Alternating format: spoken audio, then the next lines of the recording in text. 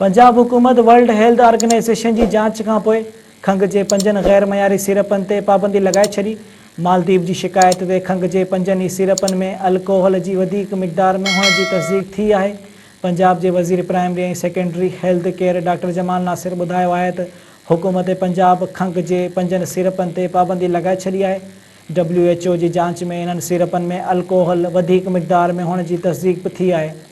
Doctor जमाल नासिर जो चवण हो तो मुल्क की बदनामी जो सबब बणजण वारनि के खिलाफ सख्त कार्रवाई कई वेंदी।